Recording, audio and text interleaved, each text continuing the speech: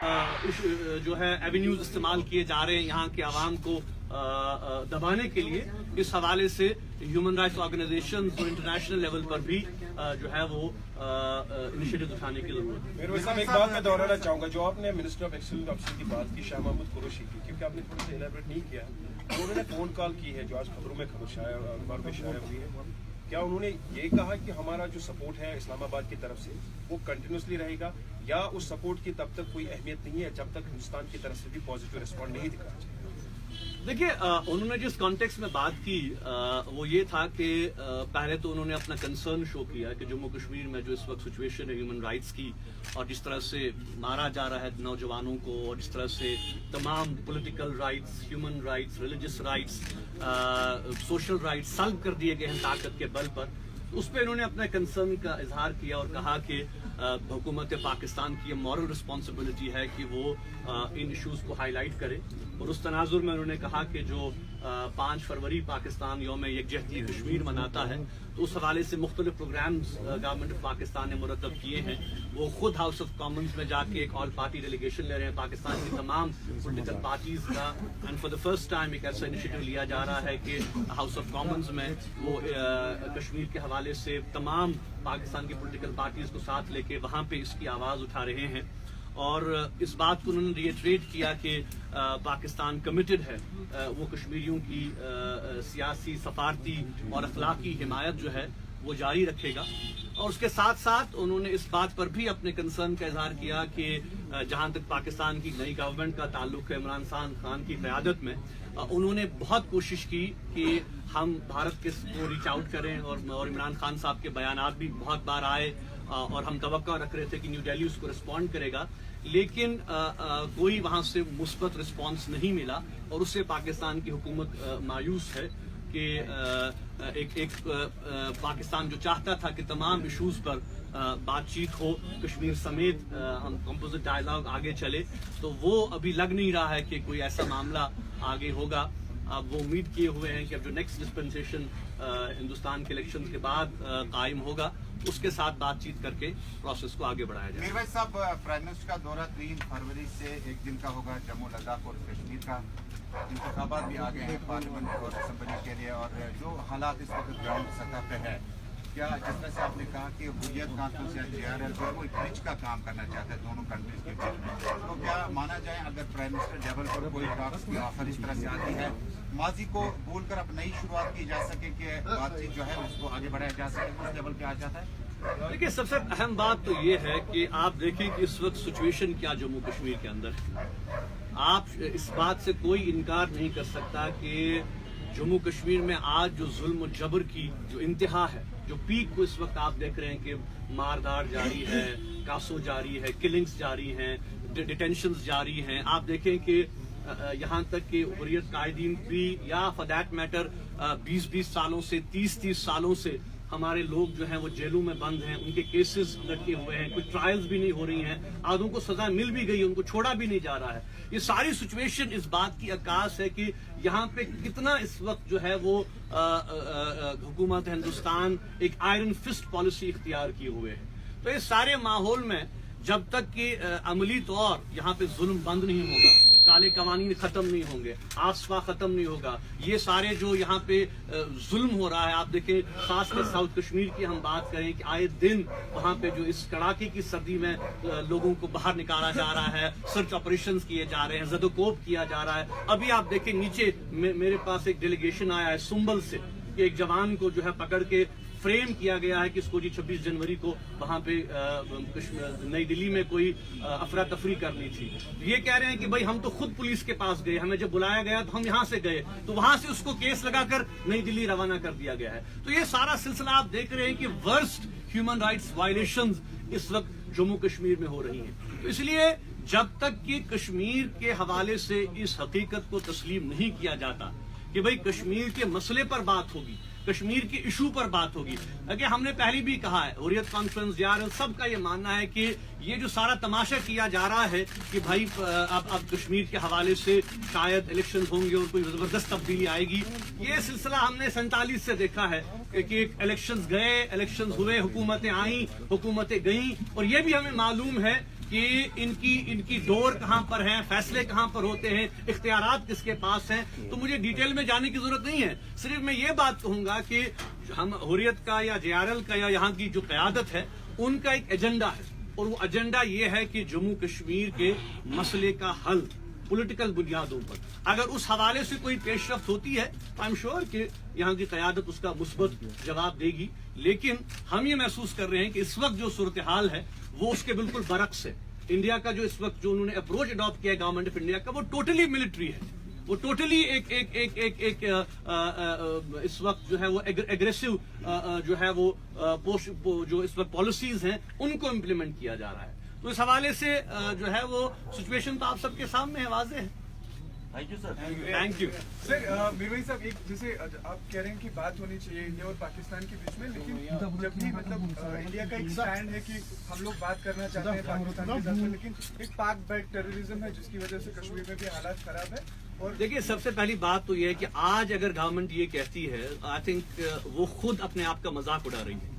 آپ دیکھیں کہ آج جو ہمارے جوان بیچارے مارے جا رہے ہیں, جو کشمیری مارے جا رہے ہیں, جو آپ عسکریت کی بھی بات کیجئے, کون سے لوگ ہیں. آپ دیکھیں کہ 99% جو ہے وہ یہاں کے بیچارے لوکل کشمیری بوائز ہیں, جو اپنا گھر چھوڑ کے, اپنا ایجوکیشن چھوڑ کے, اپنا کریئر چھوڑ کے ان کو پش ٹو دا وال کیا جا رہا ہے. تو ان میں سے مجھے بتائیے کہ کتنے سارے جو ہیں وہ پاکستان گئے ہیں, وہاں سے ٹریننگ کر کے واپس آئے ہیں. تو یہ جو یہاں اینگر ہے, یہ تو خود ان کے پاس نمبرز ہیں, ان کے پاس اسٹیٹسٹکس ہیں, آئے دن یہ بیانات دیتے ہیں. تو یہ آئی تھنک کہ یہ ایک غلط امپریشن کریٹ کر رہے. گورنمنٹ آف انڈیا ہندوستان کے لوگوں کو مسلیڈ کر رہی ہے. یہ بار بار کہا جاتا ہے کہ بھائی پاکستان یہ کر رہا ہے, پاکستان وہ کر رہا ہے. آپ دیکھیے کہ گورنمنٹ آف انڈیا یہاں پر کیا کر رہی ہے. یہ جو سارا جو اس وقت جو بیک لیش ہے, یہ جو سارا آپ دیکھ رہے ہیں معاملہ, یہ تو اس اینگر کے خلاف ہے جو گورنمنٹ آف انڈیا کی پالیسیز کی وجہ سے یہاں پر ہے. تو آئی تھنک یہ کہنا, یہ ان کو موقع مل رہا ہے کہ یہ بات چیت کے عمل سے فرار اختیار کرنا چاہتے ہیں, یہ انگیج ہی نہیں کرنا چاہتے ہیں, کہ شاید ان کے پاس کچھ کہنے کو ہے ہی نہیں, کچھ دینے کو ہے ہی نہیں. تو آئی تھنک بار بار یہ الزام لگا رہے ہیں سارے معاملات پر. آئی تھنک سارے جو میڈیا ہے, جو اینالسٹ ہیں, جو آئی تھنک آج خود آپ دیکھیے, ایون بھارت کی جو فوج ہے اس کے ریٹائرڈ جنرلز کے بیانات آپ دیکھیے, ان کی فوج کے لوگ بھی یہ خود کہہ رہے ہیں کہ بھائی آج اس کشمیر میں جو سچویشن ہے یہ خود ہم نے کریٹ کی ہوئی ہے. تو آئی تھنک یہ الزام لگانا کہ کوئی دوسرا ملک یہ کر رہا ہے, یہ کر رہا ہے, کیونکہ یہ ان کے لیے ایک ایزی وے آؤٹ ہے. یہ بات کیوں, کبھی حریت کو الزام لگایا جاتا ہے, کہ JRL کو الزام لگایا جاتا ہے کہ یہ پیسے دیتے ہیں, یہ جی سٹون پیلٹرز کو اکساتے ہیں, یہ جی جوانوں کو اکساتے ہیں. آپ دیکھیں کہ پچھلے 4 سال سے 5 سال سے ہم بالکل بند ہیں, کسی کو ہر حرکت بھی نہیں کرنے دی جا رہی ہے. اس کے باوجود حالات آپ دیکھیں کہاں ہیں, آپ کہاں سچویشن کہاں پر پہنچ گئی ہے. تو آئی تھنک کہ یہ ایک ان کے لیے ایک ایزی وے آؤٹ ہو گیا ہے کہ ہر کسی کو بلیم کرو, لیکن جو ان کی جو پالیسیز ہے, ان کا جو ظلم ہے, ان کی جو بربریت کشمیر میں ہے, جس کی مثال شاید آج تک نہیں ملتی, جس طرح سے پیلٹ گنز کا, جس طرح سے چلی گرینیڈز کا, جس طرح سے اینٹی ٹینک میسائلز کا استعمال کیا جا رہا ہے مکانوں کو اڑانے کے لیے, لوگوں کو مارنے کے لیے. یہ کتنے افسوس کی بات ہے. آپ دیکھیے جن جوانوں کو یہ آج کہہ رہے ہیں کہ ہر دن کی بڑی کامیابی حاصل ہو گئی ہے, جی ہم نے 5 کو مار دیا, ہم نے 6 کو مار دیا, ہم نے 12 کو مار دیا. کون جوان ہے یہ, کون یہ کوئی گورلا جوان ہے, یہ کوئی ٹریڈ جوان ہے, ان کے پاس کوئی ہتھیار ہے, ان کے پاس کوئی ماڈرن وارفیئر ہے. یہ حالات پولیس اور ظلم کے سے تنگ آئے ہوئے نوجوان ہیں, جن کو یہ پش کر رہے ہیں, جو مجبور کیے جا رہے ہیں, جن کو اسی طرح کے نوجوانوں کو جب اٹھایا جاتا ہے, ان کو فیک کیسز میں بھرا جاتا ہے, ان کو جیلوں میں بھیجا جاتا ہے. پھر جب وہ جیل سے نکلتے ہیں یہ کہتے ہیں کہ بھائی ہمارے پاس اور کوئی آپشن ہی نہیں ہے. ان کے پیچھے ایجنسیز لگی ہوئی ہیں, ان کے پیچھے پولیس لگی ہوئی ہے, ان کے پیچھے CID لگی ہوئی ہے, ان کے جینے کے تمام راستے جو ہیں وہ مسدود کر دیے گئے ہیں.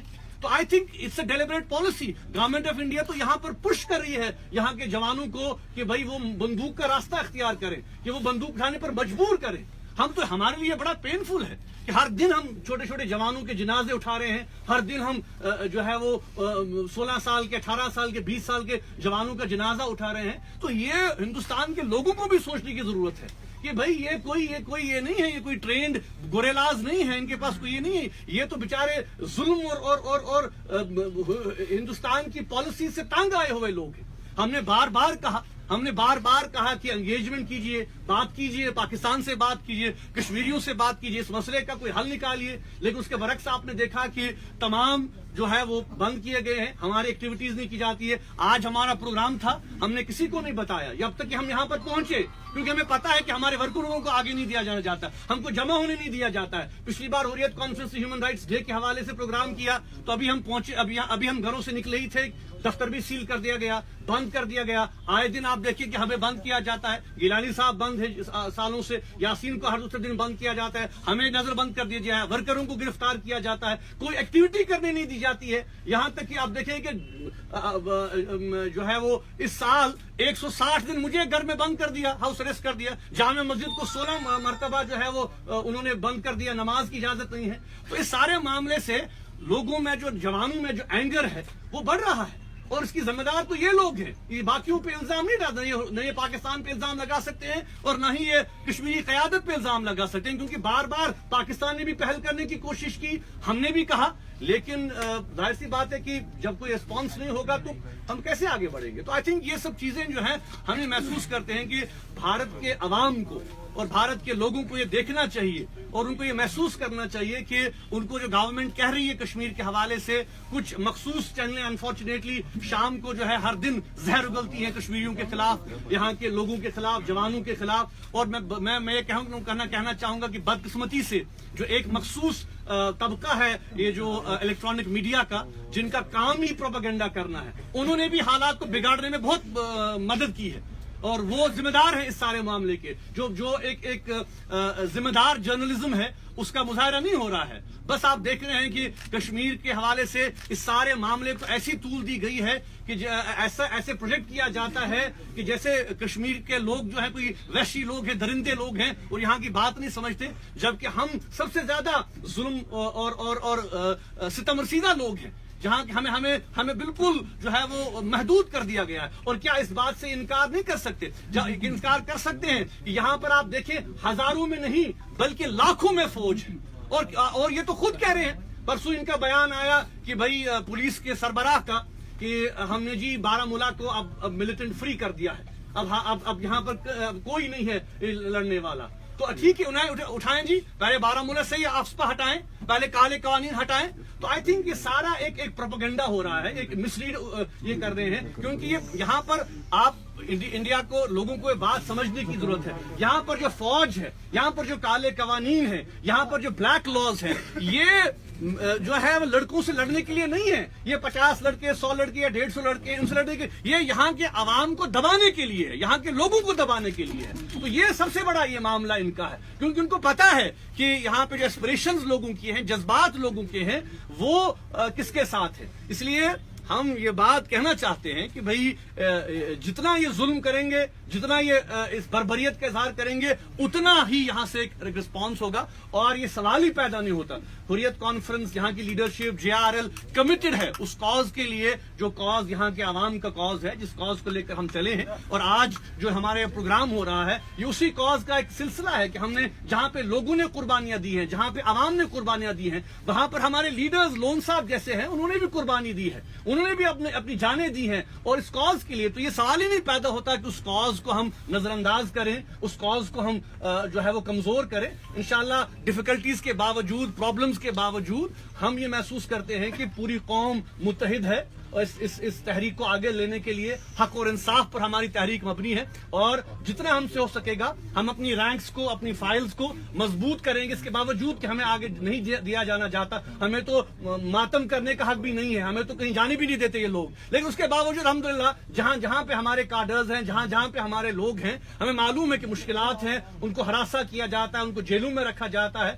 آپ دیکھیے کہ کیا صورتحال ہے، لیکن اس کے باوجود لوگوں میں ہمت ہے، حوصلہ ہے. اور انشاءاللہ جب حریت مضبوط ہوگی، حریت کی اکائیاں مضبوط ہوگی، ہماری تحریک مضبوط ہوگی، ہماری جدوجہد مضبوط ہوگی. اور اسی سلسلے کی یہ آج یہ کڑی ہے کہ آج جو ہے وہ جو بلال غنی لون صاحب کی قیادت میں حریت کانفرنس کی ایک اکائی جو ہے وہ پھر سے انشاءاللہ انہی بنیادوں پر مضبوط اور مربوط پروگرام لے کر آگے چلے گی کہ تحریک آزادی کا جو پروگرام تھا، جو ہمارے شہیدوں کا مشن ہے، جو ہماری قیادت کا مشن ہے، شہید لون صاحب کا مشن ہے، میرے والد کا، ہزاروں جو ہمارے لاکھوں شہیدوں کا مشن ہے، اس کی تکمیل کے لیے ہم سب جو ہے اپنی قوتیں بروئے کار لائیں گے اور اس مشن کو انشاءاللہ آگے پہنچائیں گے۔